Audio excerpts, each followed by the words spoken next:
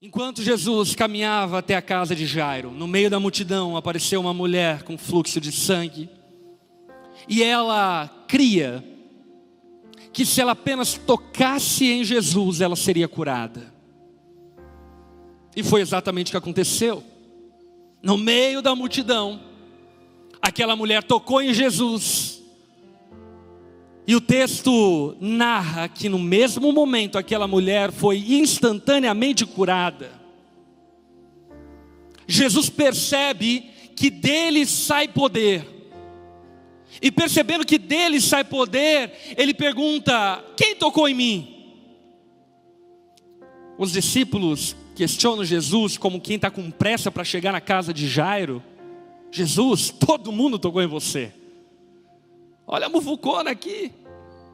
Isso aqui está pior que jogo de futebol. Todo mundo tocou. Como assim? Quem tocou em você? Jesus então fala: não, alguém me tocou e de mim saiu poder. Quem foi que tocou em mim? Note, aquela mulher, como Jairo, também tinha uma fé supersticiosa. Ela queria tocar em Jesus, ser curada e ir para casa. Jesus, porém, não permitiu que aquela mulher saísse no anonimato, porque Jesus tinha mais para ela. Jesus tinha muito mais do que interromper essa doença maligna que há 12 anos a atormentava, que há 12 anos a atrapalhava e estava destruindo a sua vida. Jesus insiste: quem me tocou? E a pergunta que eu lhe faço é: por que Jesus insistiu que ela se identificasse publicamente? Por quê? Sabe por quê? Porque Jesus tinha mais do que apenas uma cura para aquela mulher.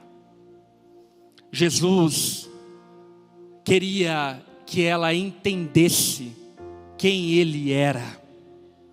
E mais do que tocar e ir para casa curada, Jesus queria que aquela mulher voltasse para casa salva, liberta da sua ignorância, com uma fé salvífica, e não apenas uma fé supersticiosa. Sabe, talvez você se achegue a Deus com uma fé supersticiosa, dizendo: se eu for para a igreja, meu casamento vai ser restaurado. Se eu for para a igreja, Deus vai curar minha enfermidade. Se eu for para a igreja, tal coisa vai acontecer na minha vida. E eu creio que pode acontecer todas essas coisas, mas eu lhe afirmo que Deus tem mais para você do que apenas a restauração de uma família, do que apenas a cura de uma enfermidade. Porque a fé supersticiosa pode curar, mas apenas a fé esclarecida pode te salvar. Você precisa compreender e entender que Jesus tem muito mais do que curas passageiras, momentâneas e vitalícias. Agora, vamos voltar para Jairo? Jesus para todo mundo para conversar com a mulher. Enquanto isso, Jairo, lembra? Filha dele está morrendo. Jairo está ali perto de Jesus. E como se dizendo: Jesus, vamos? Minha filha está morrendo. Qualquer um em sã consciência diria que esse médico é um médico negligente. Porque ainda que aquela mulher precisasse de ajuda e de socorro, o problema da filha de Jairo era muito mais grave. Era caso de vida e morte. Enquanto o caso da mulher com fluxo de sangue era algo que ela suportava durante 12 anos. Mas Jesus imprudentemente não submete-se à pressa de Jairo nem dos seus discípulos e para trocar uma ideia com aquela mulher. Mulher, quanto tempo que você está assim? 12 anos? Nossa, Que coisa lamentável, não é? Quer saber? Conheci uma outra pessoa que teve problema. Mas me diga, onde você mora? Jesus ficou papeando, enquanto a filha de Jairo estava morrendo na casa dele.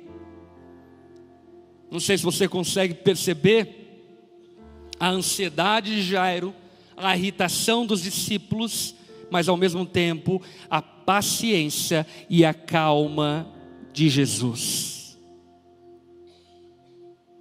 Jesus deixa evidente que Ele não se deixa apressar por causa da nossa pressa.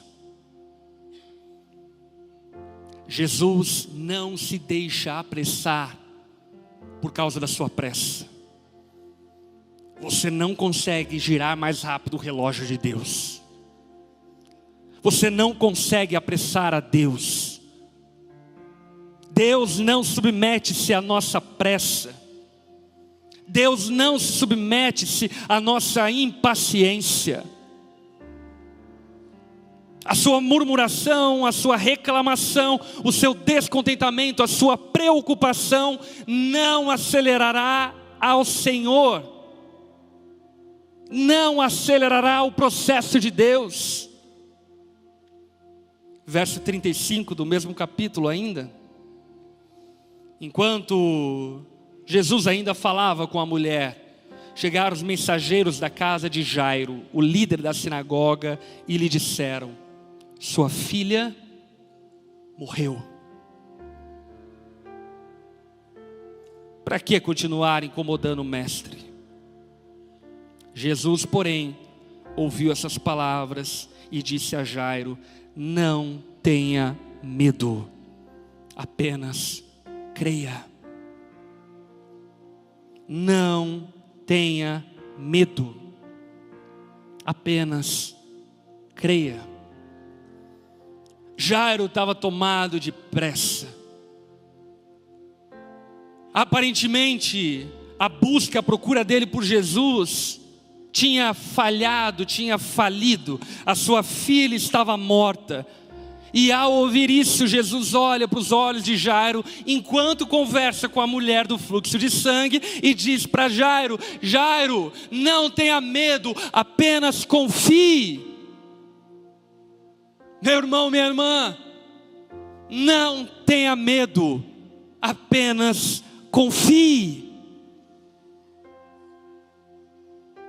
Não tenha medo diante da morte.